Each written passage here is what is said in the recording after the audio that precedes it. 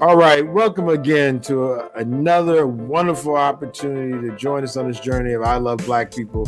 We've been blessed by a mentor, by a trailblazer, by a brother who's sacrificed in so many ways to make our quality of life better as a free and sovereign people, and actually really mentored a good brother, friend of mine, Nick Eames, as we joined the Emoja Party movement. And ever since those days, our level of political acumen will never be the same. Today's episode of I Love Black People on Howard University Radio Voices on Sirius XM 141 is brought to you by The Global Green Book, a Black Survival Guide, The Global Green Book 2020, the Healthcare Edition, which identifies Black-friendly and Black-owned healthcare providers worldwide. A Black Survival Guide highlighting places across the globe for Black people. The Global Green Book, available on Amazon and iloveblackpeople.com. Special thanks to Banneker Communities. I just want to welcome our brother, your brother, incredible brother, Reverend Mark Thompson. Thank you so much for joining us, brother. My brother, it's an honor to be with you. So proud of you and all the work you've done. You and I have been in struggle together for a while. I am too young to be your mentor. But well, I'll tell you what, but you was hitting it early then. Let me say, you was hitting it real early. When we got to DC, bro, you was rocking and rolling. Y'all weren't joking. So thank you. We had no choice. We didn't have no choice. But I'm very happy to be here, Sinclair. It's an honor to be here. And it's good to know that brothers like us, even if we don't talk every day like we used to, we still on the same page and singing from the same sheet of music. Well, humbly. Well, that music, and you definitely, I'm just a background singer. So since you've always taken lead and we appreciate the leadership, we want to talk about reparations. We talk about the Black global agenda. Of course, our reparations is a real part of that agenda. And what better and what person to explore that with is you and your engagement with it for so long. I think it'd be great to kind of give your context of where you've seen us coming. From the days when it was just a bill being presented, and maybe CBC, they might have a weekend, they might have a workshop or two. I remember those days, but it was kind of just like, a pipe dream a little bit. I remember they even have a thing for the jazz. There was all kind of bills, but we never took it as like this. So, I mean, now it seems so super real. We got 20 minutes. I just want to rock out with you. What you got? Well, I think it's appropriate that you mention jazz because your memory serves. All of that was John Conyers. So John Conyers had the annual jazz piece, and he had the legislation related to jazz. He made sure that jazz would still be in the forefront of Black people's minds in terms of one of our original cultural art forms in this country. And he did two other things. The Martin Luther King Jr. Holiday Bill. Was very important. I mean, people, and let me just say this, Congressman Conyers, whatever the circumstances were when he left Congress, whatever the accusations were, some people do such great things. They can still make mistakes, but never really be disgraced. And that's why you even heard people on Capitol Hill say, yeah, okay, we heard that, but this is the dean, and this is what he's done. And you can't erase all that. If you want to comment on the mistake or say, well, this shouldn't have happened. Okay, yeah, all right, fine. Not to minimize that. But you definitely cannot minimize what he did. The preservation of jazz, the Martin Luther King Jr. Holiday Bill, and now H.R. 40 reparations. So when we say in the faith and in our culture, we are an ancestral people, that those spirits remain and live forever. We see and hear and feel John Conyers today with the advancement of H.R. 40. So what do I mean when I say advancement? Let me give people a little bit of history. 1989. I sound like Public Enemy, like I'm about to do a song, right? 1989. Right. The original introduction of H.R. 40. And this would have established, that form of H.R. 40, that iteration would have established, Brother Sinclair, a commission to study the history of slavery and whatnot to see if America owes African Americans reparations. But now, since last year, is now HR 42.0. People feel like, we don't need to study the impact of slavery. You know it. We all know you don't need no PhD in that no more. All right? We know the impact of slavery, and we know we are owed reparations. So let's get rid of that. The upgrade, HR 42.0, if you will, is this. The current legislation on the floor will establish not a commission to study slavery and whether we should have reparations, but a commission to study what forms reparations should take. So I want people to be very, very clear. If and when Congress passes HR 40, that is the Congress of the United States endorsing reparations. It's just a question of how they come, what they look like, how they manifest.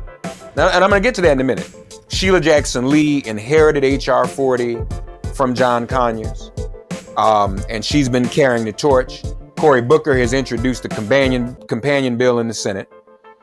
And that's what it would do. It would establish a commission of scholars, experts, activists even, to study, and then as its own commission, have the authority to hold hearings around the country and do research and talk to citizens about what reparations are. Now, there's some people, I'll put this diplomatically, who obviously have their own agenda, who've infiltrated the reparations movement. One of the issues they've raised is direct payments only. Check, check, check. Where's the check? And some people are bought into that, which is people who talk about getting a check are not wrong, Brother Sinclair. But here's the situation we have before us. If you make an argument that reparations should come in one form, we do our people a disservice. And let me try to break that down. The commission will look at forms, plural. All right, reparations come in many forms. Here's the thing about the check, though. You set up the check situation, and you say, well, only those, one of these groups says only those who can prove a direct enslaved ancestor. By the way, y'all, I think everybody knows, we don't call our ancestors slaves no more. We call them enslaved people. So when you hear people use the word slaves, red flag. All right. When people say, if you can't prove a direct link, you don't get a check. Well, how many of us can do that? That's the nature of enslavement. We were cut off harshly and abruptly and even cauterized from our ancestors and their line. Dr. John Henry Clark said the greatest crime committed against us was the taking away of our ancestral memory. So how many of us can actually trace that ancestor? Very few. And America is state to state, just like these crazy voting laws, Sinclair, is state to state. Some states only got birth certificates and only go back to certain year. And then how many of them kept records of our enslaved African ancestors? So there's a flaw in that. That's number one. Number two, you a businessman. So Sinclair, if we give all us black folk a few $1,000s in the middle of a pandemic economy, that's not reparations. That's just another stimulus. Folk don't even have nothing to eat, no jobs. So you be putting some money in my pocket for reparations that I then got to turn around immediately the next day to pay the rent, go to the grocery store, and recycle that so-called reparations money right back into the white economy. That's not reparations. So this is when we say a commission to discuss forms. And folks, we can be creative. This is where the imagination can roam. This is where successful business persons like you, Sinclair, make a difference. We can be creative. Dr. Sharshi McIntyre, the author of Criminalizing a Race, she had one suggestion before she passed away. One reparation might simply be that African Americans have unfettered, free, no tuition access to higher education for perpetuity. Be creative. But here are others. People think, Sinclair, white folks, even black folks, think the middle class in America just appeared out of nowhere under a Cabbage Patch. No. They had Homestead Act. The plantations that we built for white people, that they then changed the name in the farms. They got a Homestead Act, loans, mechanization, tractors, everything they needed to mechanize those farms and set up their wealth for generations. Because what's wealth in America? Wealth in America is simply land and houses. Ain't nothing else here. So the reason there's a white middle class is because people have handed down mamas and daddies' homes and kept those homes. We were cut out of that. We didn't have a Homestead Act, Homestead Bill. We didn't have a GI Bill. We weren't originally included in Social Security. We didn't get loans for housing. We were redlined out. So imagine if you just simply said, wait a minute, hold y'all. We gonna just go back here. Everything black folk got, white folk got set up their middle class. We about to do it 10 times more for black people. Right here, right now. That's reparation. See the difference between that and a check? Okay, Sinclair, I'm gonna give you $3,000 in a pandemic economy. Versus give you the ability to own your own land, property, and home, and your own opportunity for an education. You and I know you, this is what you understand the difference in all of that. Yeah, I do. Now, here's my question. Go ahead. Because I do want to check though. I'm just saying. But I said forms. It's a both and. Right. So it's a both and. As opposed to an either. And we don't have to decide that right now. If we get people behind these bills, they literally, and that's to me that I've heard, all kind of things like you mentioned. People say what this should do. I'm like, well, look, if anything, y'all making it even more of a reason why there needs to be a study, because I don't want us to create a climate where we're so at odds that they use that. If anything, having this commission at least comes up with a formal way to take this information, and because at the end of the day, me and you or anybody else disagreeing, I think it's fair. But God dog, let's come up with a process to get these ideas out. And like you said, don't limit us. Don't put us in a box. Right. That we didn't have to be in the first place. Like literally, like you said, the sky is the limit. This is our reparation. Like we don't have to, there's nobody gonna come from the spook cloud to tell us what this is. We get to decide. Why? So how do we get behind that and not let it get derailed? HR 40 and the S40. How do we get that to at least that destination? So right, we get there by doing just what you said and realizing that there's nothing off the table at this moment. As a matter of fact, it's premature to debate all these proposals. First of all, again, I keep saying you're a businessman. You don't make business decisions over Twitter. People don't make household financial decisions over Twitter. But some people want us to decide what the one reparation is going to be over Twitter. Come on, y'all, think about that. This commission, once it formed, will debate all those issues. And just one other, Sinclair, before I tell people how to get behind it, because this is very important. Yes, sir. This is another debate, and this is in the bill now, and this will pass in the bill. It's no longer about just the period of enslavement, but about enslavement and its vestiges. So now you got to, so we just, and see the clock is still ticking on that. We got to talk about lynching, Jim Crow, segregation, voter suppression, redlining, mass incarceration, police violence. Every time the police do what they do to us, the price goes up. So white folks want to hurry. Let's get this going because y'all, we're still rolling. Right. So, and again, that's something which should only be for a period of enslavement. Well, why? Amadou Diallo, when the NYPD killed Amadou Diallo, Sinclair, they didn't ask him if he was the descendant of an enslaved person. Okay, so you look like us. You endure the vestiges of enslavement. Contact sisters and brothers. Your member of Congress. Well, I want this to be reparation. Okay, fine. But just table that for a minute. Let's get the bill passed and the commission set up so we can talk about all of that together and vet all of that. That's really what this is. Oh, we got, no. This is what we do. Get the bill passed. And right now, there's a lot of momentum. This is very historic. And I'll be honest with you. It's either now or never. We got 170 co-sponsors out of 220 Democratic members of the House of Representatives. 50 short. Now, those extra 50 may still vote yes. They just aren't co-sponsors yet. So that gives you an idea of how close we are. And we cannot allow this opportunity. We're very, very close. After the hearing in February, they're having a markup. And when you get a markup, then you go to the floor. The Speaker of the House supports it. The Leader of the House, Steny Hoyer, supports it. Chuck Schumer supports it.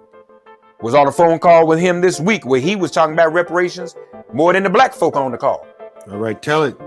I was like, oh, what's going on here? So, you know, you really can't have this moment of reckoning, equity, truth and reconciliation. You can't have none of that without reparations. Now, if,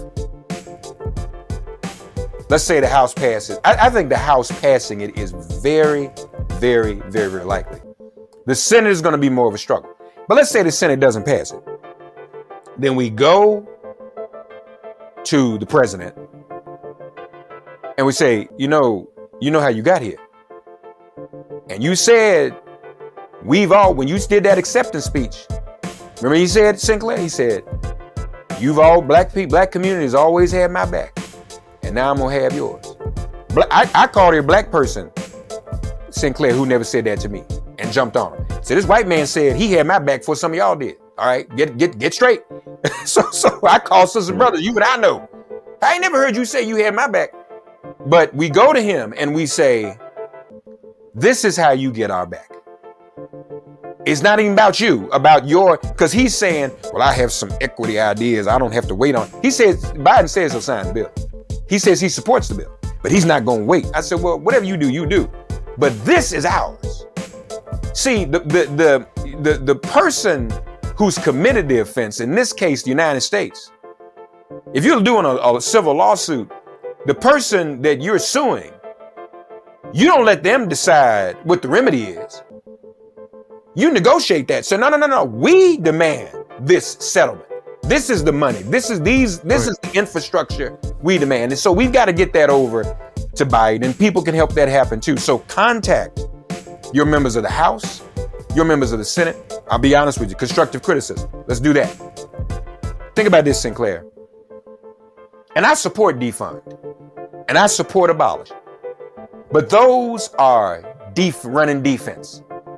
You play ball, you got to have an offense too. Think about this, Brother Sinclair. If during that moment of reckoning with George Floyd, we had said reparations instead of defund, think about where we'd be right now. Yeah, I heard you bring that point up, and I think again that's strategy. That's again experience, and I think that's a part of what you're showing and even discussing. Like we've been through quite a bit to even get here. Respect the process, and respect in the sense that just know that this ain't a straight line. Just know that every move we make ain't gonna work out the way we want to. But literally, how do we keep this ball in play? How do we keep this thing moving? And I think what you said here now is encouraging in that part. I think context is everything. If you didn't know where we started, it probably would be kind of confusing about where we are now.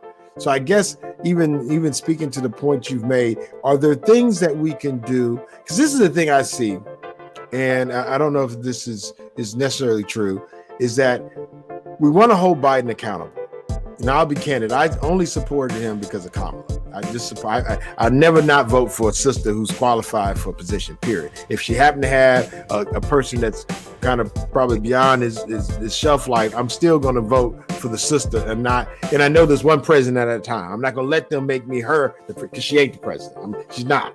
So I'm clear on that. How do we take this energy and really share it with our people, where they understand that there is a process? Like it seems like you said, call, reach out, but I even had people tell me that they didn't want reparations. I said, well, don't get in the way of mine. Like, look, if you don't have, and no one's gonna force you to take them. Like, you go ahead and do what you're gonna do when we get them. You don't want them, but don't be supportive. like, what is it?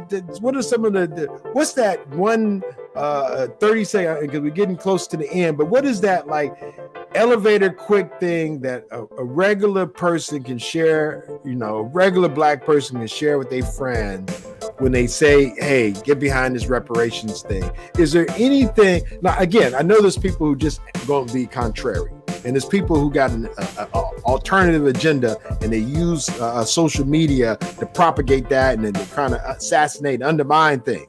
So I'm not talking about those folks, but I'm talking about when we're at gatherings or we're on a Zoom call with our friends and somebody makes a joke about something and we want to really make it clear what this reparations is. What is it that we need to be able to say in 30 seconds so we can make it right? We celebrate Martin Luther King Jr. Day. He spoke of the I Have a Dream speech. He spoke of the check that's come back marked insufficient funds. These are the insufficient funds. These are the insufficient forms of reparations and repair and building our people, our middle class up that we never received. Oh, that was real short and succinct. What you said?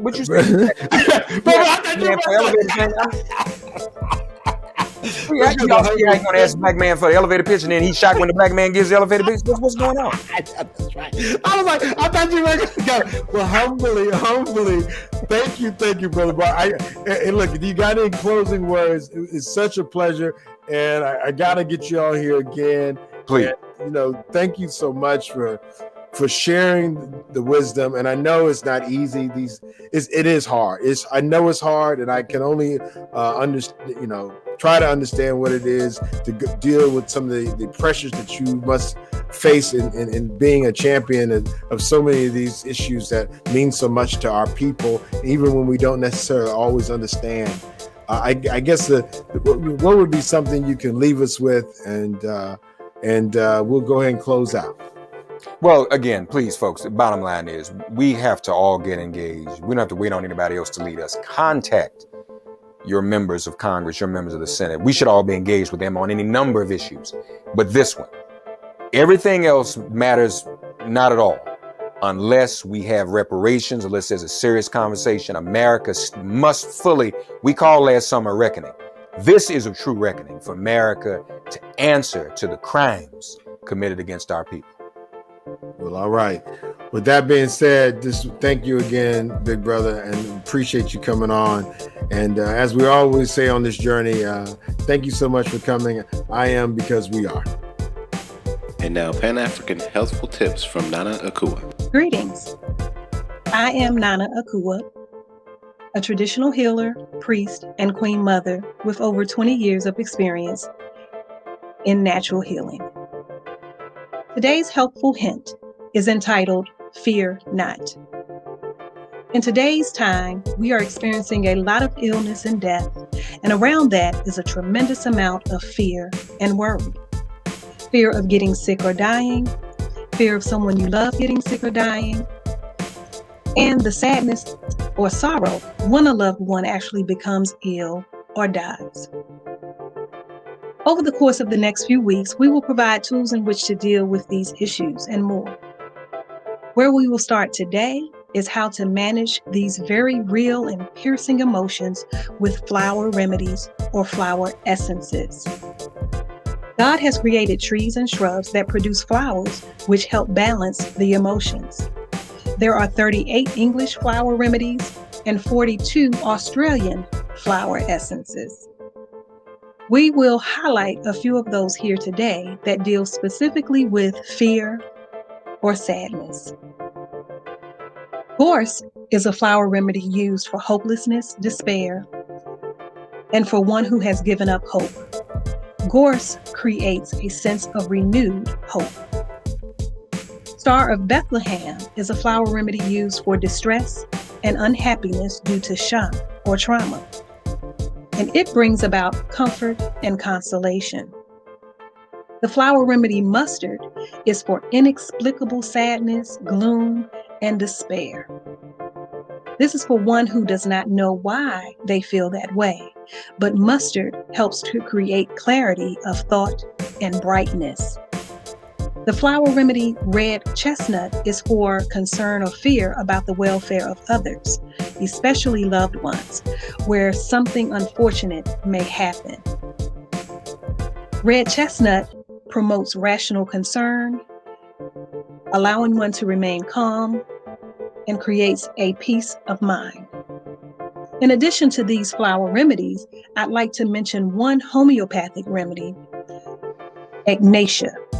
Ignatia is used to treat grief and depression, and is also used to treat situational anxiety.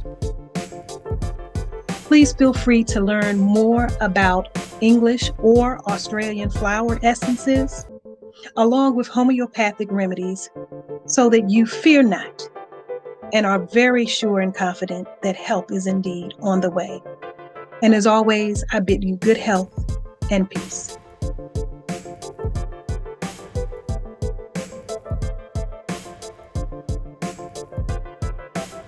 Today's episode of I Love Black People on Howard University Radio Voices on Sirius XM 141 is brought to you by The Global Green Book, a Black survival guide, The Global Green Book 2020, the Healthcare Edition, which identifies Black-friendly and Black-owned healthcare providers worldwide. A Black survival guide highlighting places across the globe for Black people, The Global Green Book, available on Amazon and iloveblackpeople.com. Special thanks to Banneker Communities.